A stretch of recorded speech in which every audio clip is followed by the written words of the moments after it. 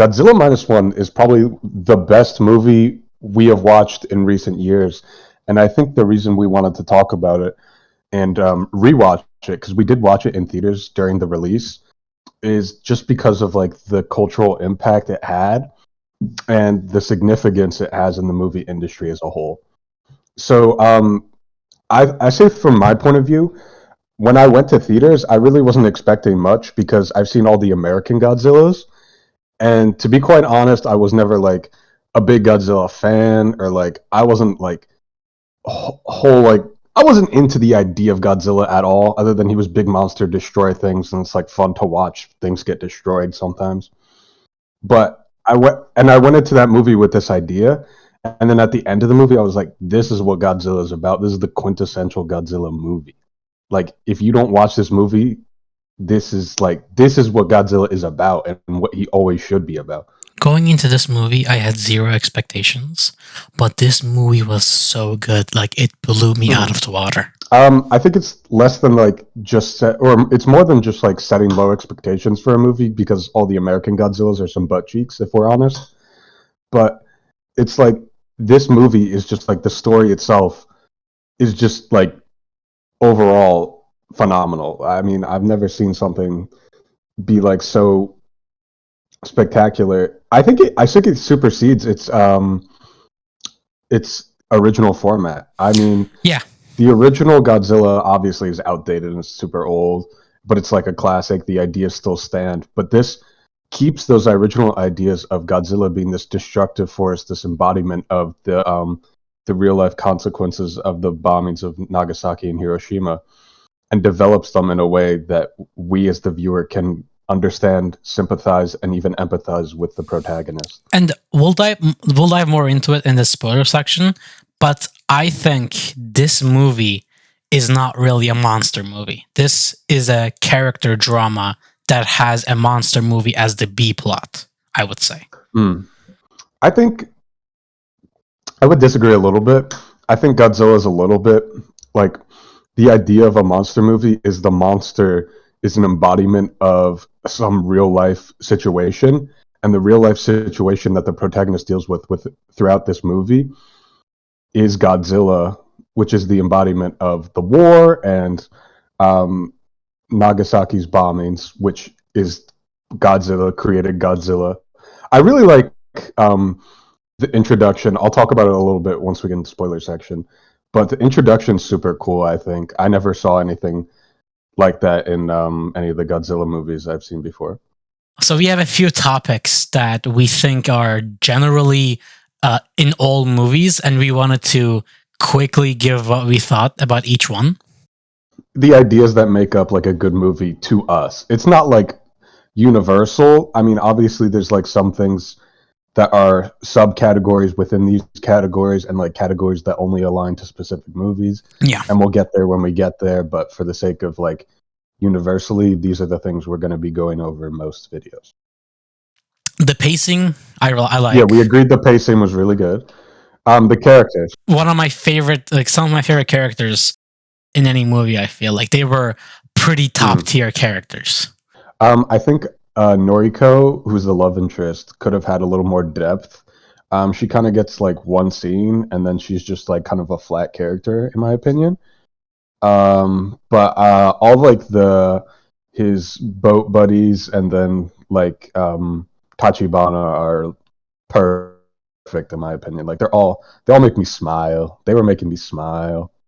Overall story, I really like it. I think it made sense, and I was either excited or worried for the characters the whole time, and it was good, in my opinion. I also think it had something meaningful to say. Not every movie made has like an important moral behind it. It's just made for like the sake of money. But this is like, the idea of Godzilla is it's this destructive force tying back to the actual real world bombings. And this shows us like a real world insider look at like a kamikaze pilot who fled his duty. Yeah, I don't think we need to discuss the B plot, because I think the overall story and the B plot are pretty much connected. That I feel like it's I just agree. one Yes, plot they tie overall. in together. Yeah. The themes, we kind of discussed that in the overall story part, but I think Yes. there's some, I don't know if it's timeless, but themes that apply even in our times, because this is supposed to take place in World War II. So yeah, overall great themes, I think, and yeah. I think it's hard for monster movies to stay relevant in real world happenstances, but the ones that do, like that relate back to real world, are the most like informative and like powerful in their storytelling, and this succeeds in all fronts, in my opinion. So acting wise, there was a few scenes that almost made me cry. So I think the acting is Ooh, top yeah. tier. Oh, it's so good. Oh, it's so good. Yeah, it's so good. Koichi's acting. I don't know his actor's name. I don't know any of the actors in this, obviously, but they all do a phenomenal job. And whoever the kid actress was actually did really good. I mean, she didn't really have a lot of scenes or a lot to do, but I thought she did very well. I could notice when she was actually acting and when she was not too, but she was a good actor. Yeah. Yeah. Art direction, I think it was beautiful. Like there was a few moments that you could notice that it was CGI, but it didn't take you out of the immersion. And maybe because it is specifically a Japanese Godzilla movie, it feels like when you do notice the CGI, it feels more like a reference or a tribute to the previous, like the original Godzilla movies. That's what I felt like, and it didn't take me out of the immersion. Well said. I think tribute to the original Godzillas is exactly what I was going to say. It's like, even if you think the CG's like not completely perfect to today's standards, to something like the Avatar movies or something Or like that. the American Godzilla movies. Yeah, I think it has this own charm as well as its own tie-ins to the Japanese Godzilla that it originated from. I think the black and white. I'll go directly into the visuals. This ties in with the art direction. I watched the movie in color and black and white. I think the value grading for the black and white. Obviously, they made it black and white to have a tribute to the original black and white films. I think it holds up. I mean, obviously, you can't see the blue atomic blast, but I think when Godzilla does his heat breath and you can't see the color, and it's just all like it looks exactly like an atomic bomb, and it's super cool. The value grading of the whole movie, I think it works really well in black and white and color. All right. I don't think there was any actual stunts because it was not really a action movie. Not, I don't think so. No, Yeah. Sound design and music. There was the original Godzilla music. I think that fit really well into the movie, and the sound design overall was really good. Like, okay, like 10 out of 10. Yeah, it's not like some movies, Tenet, for example, that you cannot hear the dialogue because the music is just, you can only hear the music. Like there's moments where there is no music and you just, like, no music is also sound design because you get to feel in whatever the character is feeling or whatever you're supposed to feel. What's your overall rating? What do you think? Well, let me get to. I want to talk about sound design. I want to talk about sound design. Okay, sorry. I love the score of this. I think the best, like the emotional impact that Godzilla brings with him, with his theme song, is like, I think that's probably my top 10 theater like theater experiences I've ever had. When the Godzilla theme turned on, when Godzilla attacked Ginza, oh, it was just peak. And it brings this whole level of like emotion and weight to every single step and every single person he kills under his footsteps. It's iconic. And then the little beats, like the score, has like very well thought out like emotional like soundtracks. Like there's the happy section, like the little happy montage. I know it's a little bit of a sad movie, obviously, but there's like this one happy montage midway through the movie, and I think the music there fits really well into the whole thing. So yeah, you want to give your overall score? My overall rating is not a 10 because I don't like to give anything a 10 because I don't think anything is perfect. Agreed. But I'll give this a 9. It was very close to perfect for me. I love this movie. I would say the exact same thing. I don't like. it's not that I wouldn't give anything a 10 because nothing's perfect. I only give stuff a 10 if it's like I enjoyed it to the level that it's a 10. Obviously nothing is perfect, so I'm not expecting perfection. But if it's like I enjoy it to the level of a 10, then like it will reach that. And I think this movie has the capacity to reach a 10. In my opinion, I feel like, in my opinion, I weigh the way like I have a scale on whether or not it lasts over time. So like say in 5 years, I'm still rewatching this like every year, and I'm still enjoying it just as much as I enjoyed watching it today. Then I'd give it a 10 at that time. But for Yeah, now, as is, I think I'd give it a 9, which is as good as I can give it, if I'm honest. yeah. I agree. Yeah. Mm-hmm. So if you didn't watch the movie, you should definitely go watch it now. Definitely. It's on Netflix, I believe. Mm-hmm. At least at the current time it is, and I think it was on Prime at some point. So If you've already seen it, go watch it again in black and white on Netflix as well. so spoilers. Is there anything right out the gate that you want to say, like something that you were thinking the whole time but you couldn't because it was spoilers? Um, I mean, I think the main thing I want to say is I love how they tie in Tachibana's story throughout the movie from the beginning, where he's reprimanding Koichi for abandoning his post and lying about his plane breaking down because Japan's losing the war, obviously, Mhm. and everyone's placing blame on others instead of the government. But there are those who hate government orders throughout this movie, and those are like the characters we sympathize with the most. Obviously, like the boat captain. Boat captain is my favorite character, by the way. I forget his name, if I'm I don't honest. If remember I'm quite, either. but he brings this like sort of like presence. He has this screen presence that just brings a smile to my face every time he talks. He's the most like charismatic, in my opinion. What I was gonna say with Tachibana is the way that he has this like dramatic start, and like he hates Koichi from the start and wants this revenge on him, and he wants him to feel this remorse for all these families he's like left in shambles.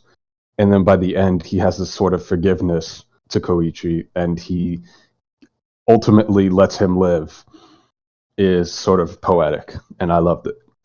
Yeah, Tachibana, the especially the ending where he basically tells him to live.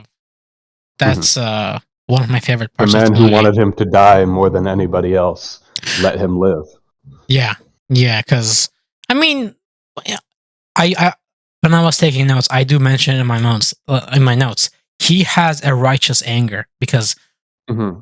I think the plot wouldn't have happened the same way if Koichi actually killed him before Godzilla evolved. Because Mm-hmm. I think he definitely could have killed him in the beginning scene because he was I just a agree. child or something like that.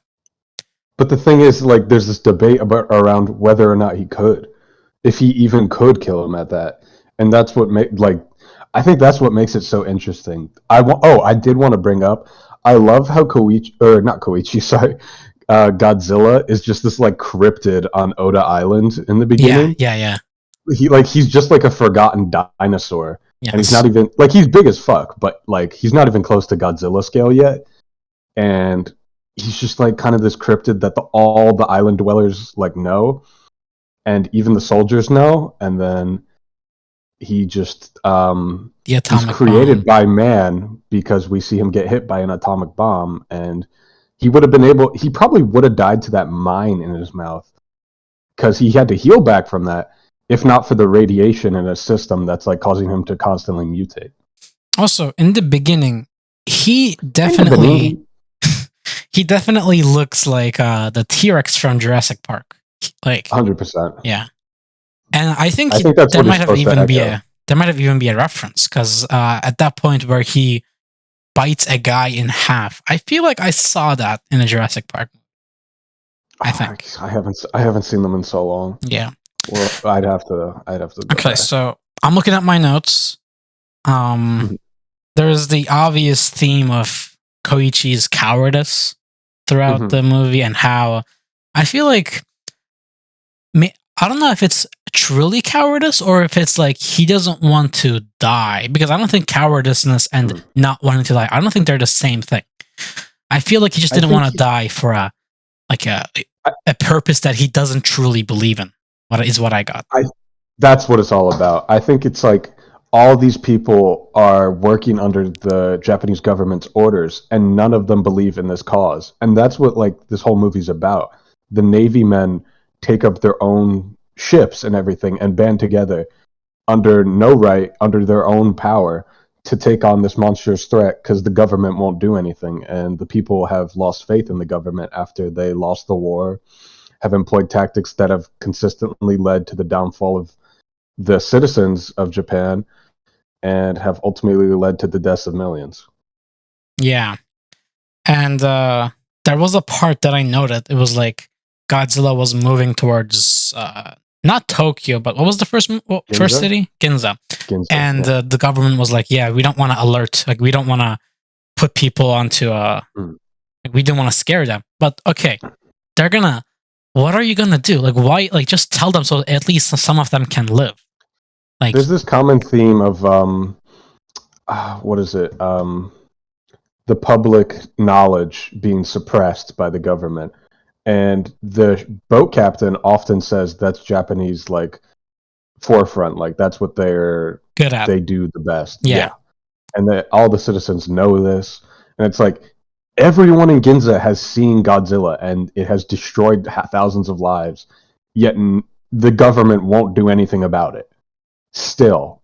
And it has destroyed like what remains of Japan after the destruction that caused the war, or not caused the war, but has affected the land after the war. It does make me think maybe it's not that they weren't doing anything, but I don't know if you watched Shin Godzilla, but I did. in Shin Godzilla, 95% of the movie is just meetings. That's what I Oh my god, imagine. it's so boring. I imagine that the Japanese government is constantly in meetings, so that's why they're not doing anything, because they're thinking about what to do while stuff is happening.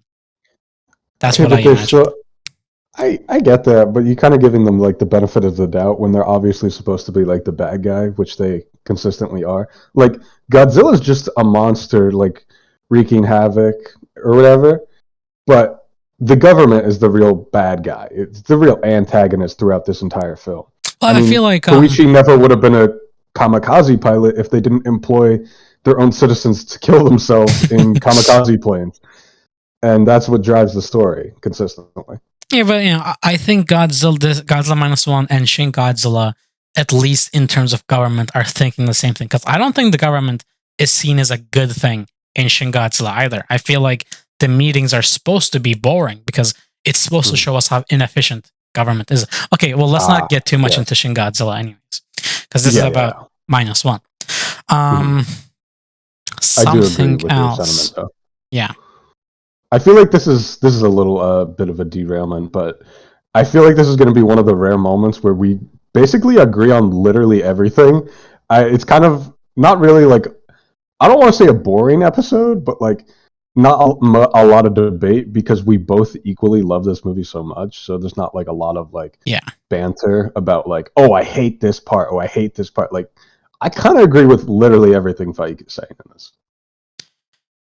Okay, I'm looking at my notes, and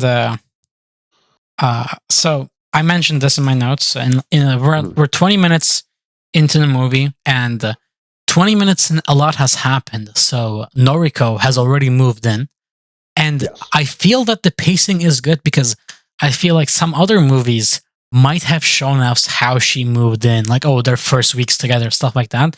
But the movie jumps straight, like it just jumps forward a few months immediately, because I don't think the movie needs to tell us what they did, because they're already a normal family, even though they're not really related. So we don't need to see how a normal family reacts to each other anyways. You know, like, yeah, Koichi is trying to find a job. We don't need to really know what jobs he's looking for. We just know that he's looking for one, you know? And we jump straight to like, she asks him, have you found a job? And so it shows that he's been on a job hunt. Boom, that one line instantly. Yeah. Wasting no time. And then the second he says that, he's like, yeah, I finally found a ship. I'm a boat captain taking up mines from the war. So he's still risking his life every day just to like provide for his family, and that's all he can do. And the part about the mining thing, which I think that's a perfect way to do exposition, because so the character wonders, why do we have these small boats to get these mines? And then the exposition is given. Oh, this is because the main character doesn't know. So there's a reasonable way to give exposition. The Mhm. doc comes in and says, "Yeah, these are magnetic mines, and unless you have something that's not magnetic, they're gonna blow out Mhm. the ship." You know. I think this is like a rare instance of tell don't show working better because it would take so much time to show a magnetic mine attaching to a a ship that's like made of metal and like blowing it up or whatever, where it takes one line from the dock saying, "Oh, we need this ship made of wood because if it was made of metal, otherwise the American mines would attach to us." Yeah, and it's not like a common sense thing where it wouldn't make sense for the main character to ask, because he just Mhm. doesn't know. I mean, I think that makes He, perfect yeah, sense. he's a pilot in training. He wasn't part of the Navy. Okay. I also noticed this, which Mhm. let me see if you agree with this, I guess. But in the crew, all four people are representations of different people during the war. Like S- generations. Kind of. So, the captain is the Hmm. veteran that has, his life is already, he's already old. He didn't really lose much from this war because Yeah. he already lived it before. Hmm. Um, Koichi is a young one. He's basically our age, and his family is lost. He doesn't have a Hmm. job. He doesn't have a home. He lost the most from this war, basically. Hmm. The doc is, he's not really a soldier, but he's someone who was in the background helping people. He saw the Hmm. war not through a soldier's eye, but from a different perspective. And Hmm. I don't remember the youngest one's name, the green one, the He kid. was just called the kid. He was Yeah, just called the kid. yeah. So, and the kid is the one who stayed behind but wanted to go to war, not knowing Hmm. how horrible it is. That's how I Hmm. saw it, as the four different kinds of people at that time period. I loved his viewpoint. His viewpoint like tied the crew together in such a way that it was like perfect for me. Him being envious of all of them being in war. Excuse me. All envious of all of them being in war, yet he has never experienced it himself. And everyone's saying, you should be happy. You should be proud that you did not participate in this war because it was for nothing. It was just Mhm. for people to go and die. But he doesn't understand this. And when they tell him to stay behind, they say, we leave this world to you, as if this generation is the new, this is what we have left. We don't want people being born into war. We want people born in peace times living their lives like normal people. But then he also disagrees and says, "I'll help you too." And Mm-hmm. he goes in and helps them at the pivotal moment. Mm-hmm. That was a Uh, little thing. If I'm honest, I thought it was a little like I don't want to say cheesy, but like on the nose for him to come in at the exact right moment. yeah, I agree. I mean, it's like it's a movie, yeah, but it's like I wish he came in like maybe sooner, like not right as the crane broke or something. Maybe like a little bit sooner, like while they're pulling him up, and then the buoys get chewed through, and then he's like, "Well, you're lucky you had me," or something like that. I don't know. That's a nitpick. That's a nitpick. Another thing I noticed was we saw the passage of time through the rebuilding of the ghetto, basically. Yes, that That was. Oh was that yeah. was really perfect for me. I really like that. Oh, it's been months, because why? Because there's houses now at the ghetto, stuff like that. Mhm. I think also they did this. They did the same thing through like the gradual building of Koichi's household, as well as the costume design. They went from like rags, like Noriko is first introduced, and she's like a street vagrant, as Yeah, Koichi says, and then over time she becomes this like refined secretary who yeah. works like an office desk job. And it's like over time the costume changes with the characters and the background, and it's all just like it all meshes so perfectly. I think one part I wanted to touch on is the idea of orphans of war and how Koichi's family is all orphaned of war. I mean, I think it'd be powerful in a sense if Noriko was the actual mother of the infant, but the way that she's not the actual mother and she just picked up this child and she's like, Koichi, why didn't you just abandon the kid? And he's like, how could I abandon her in a place like this? And that's such a throwaway line, but it's perfect. Like he says it as like a one-off, but it's perfect the way he says it. Throwaway line is not accurate. I didn't use the right verbiage there, but the way he accurately portrays like this fatherly role in this orphaned of war family is just like so powerful, and I love it. The age difference isn't too much, but each time I look at Akiko, I think the little girl. Yeah, I just legit. think of my sisters, and she Mm. is one of the biggest connectors. One of the things that really immersed me into the story is Akiko, Mhm. because I kept seeing myself in Koishi's shoes because of my little Mhm. sisters. And I love found family stories. Yes, I don't know love if I Found Family. still think of it as one of my favorites, but I used to really like Spy Family just because it was a found family story.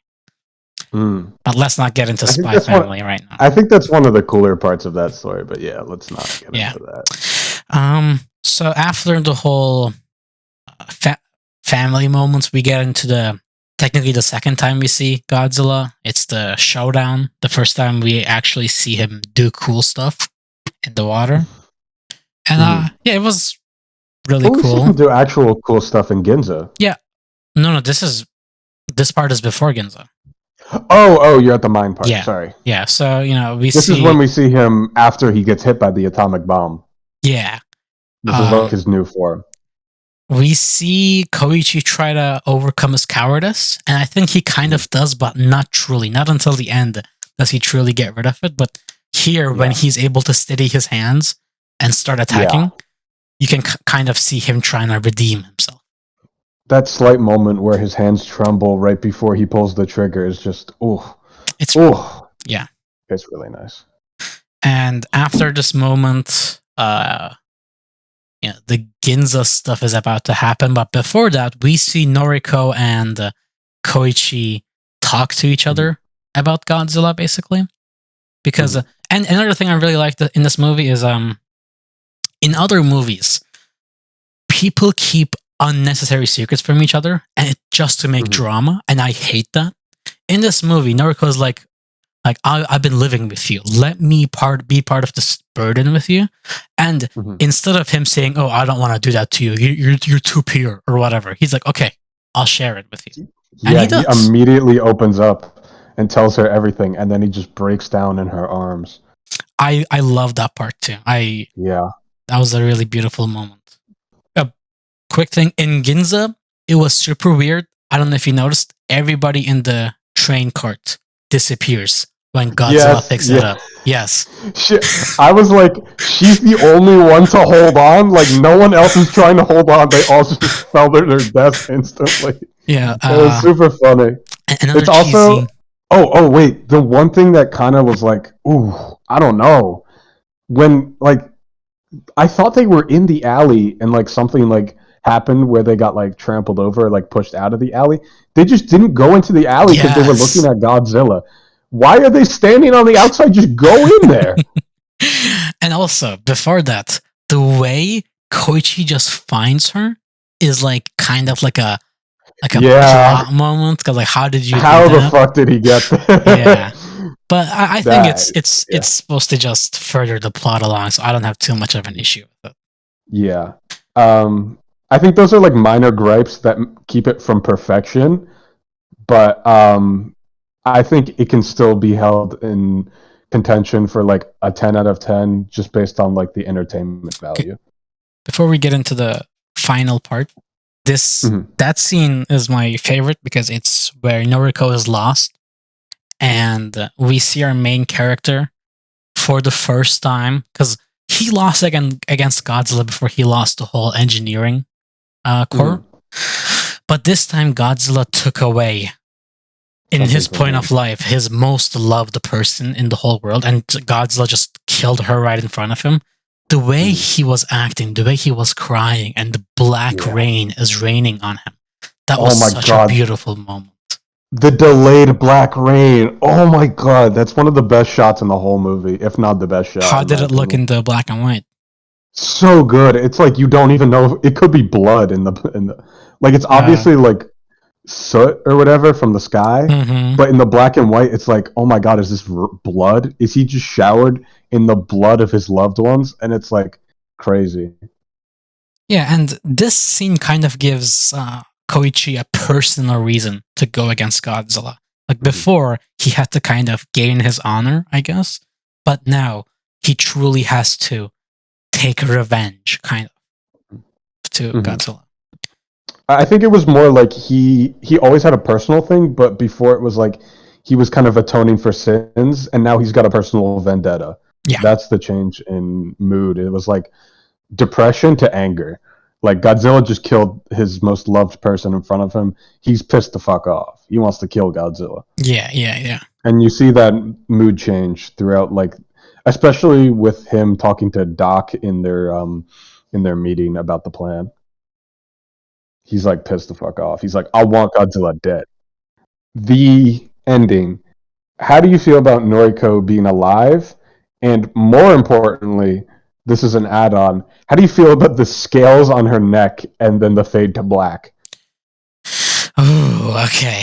So, okay, these are two different questions. First part, Mm, when I first watched it, I did not like Noriko being alive. I remember thinking that. agreed. But the second time watching, I want Koichi and the rest of them to be happy. I don't care if this is Mhm. like a Deus Ex Machina. I'm just happy that they're alive at this point because I've I grown so think. attached to them that I just want to see them happy. Mhm. I think it was the. It's just like this movie is so dark and depressing and like a wartime movie, and everybody fucking dies and hates everything, and it's like we can have a little bit of light. Yeah, He can have a happy ending. yeah. But then it's like, okay, does he have a happy ending? Because Godzilla is like coming back to life or whatever. That's the one part I And didn't like. yeah, I agree because they're like setting up for a sequel. And it's like just leave it alone. Bring that up in the sequel if you make one, but leave it alone in this. And then it's like, then we see like some scales on her neck, and it's like, how even what? I think Like, that's supposed to be like a continuation from Shin Godzilla. When Shin Godzilla, I don't know if you've seen the theories about Shin Godzilla, but no. it was supposed to be like the second movie was supposed to be a Oh yeah, one of his humanoid. like forms is like just humans, like a Yes, conglomerate of humans. I think this is I supposed to got be you. a like I don't know if it's a reference or an actual just continuation of that storyline. Mhm. Yeah. Yeah, I wasn't a big fan of those like little things. I think take the scales out, and I mean it's like a minor gripe with the scales on her neck. It's like, okay, that's kind of like what's that about? But like I'd rather not that not be there because I think it deters from the overall message of the movie. And I also think the idea of Godzilla's like head being like an egg or whatever and coming back to life and being ominous again, setting up for a sequel. It's like leave it alone and then address it in the sequel if you want to make one. Yeah, what I did was I just ignored all of that. Yeah, Yeah, that's what I like to do. yeah. Because I don't think I It's do not not see important. how a sequel can even happen. Yeah, sure, maybe as a monster movie, but these characters' storylines are kind of done. And Mhm. I don't know if I would want to watch Godzilla Minus Two Yeah, with I think I don't know what they're gonna do. Yeah, I think movies need to have places where they can be set up for sequels if they desire, if they so desire, because Hollywood just works like that. We're living in reality. If a movie does well, it's going to have a sequel.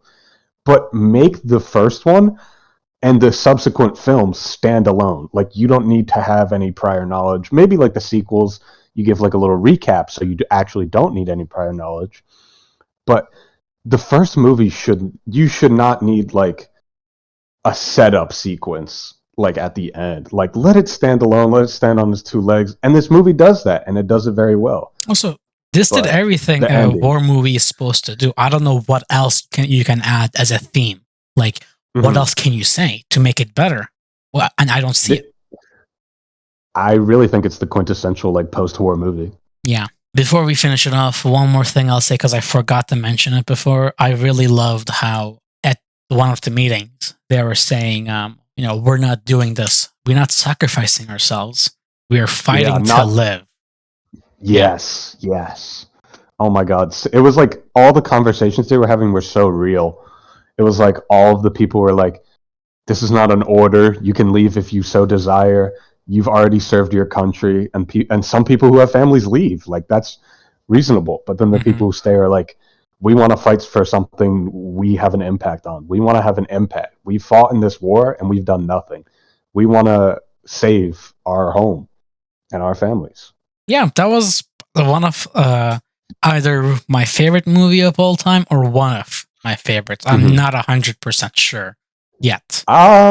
I think it's on my list. It's definitely up there. It's definitely up. It's in my top 3 for sure, but I'm still not It's sure in if my I should top be 20 if for it should be sure. in top 1 for me. It's in my top 20 for sure. Like I think it's in my top 20, but there are movies above it that are like not as good if that makes sense. I just am more entertained by them Yeah, or prefer them. I might be agreeing with you with some of those movies if I saw the list now. Mm-hmm. Certified must watch Faiken Fish moment. Indeed, that this is go see the movie if you haven't. Even if you stick around for the spoilers, there's so And many go things tell your that we theaters haven't to put it mentioned. in theaters because this Yes, is like you watching this in theaters is like you'll love it. You'll love it. it's a good movie to start on because we both agree that it's a. You can see what movie we both agree is a really good one, and we'll see which ones we don't agree on later on. Thank you everybody for watching. We'll see you on the next one. Bye bye. You already know who it is. It's your boy.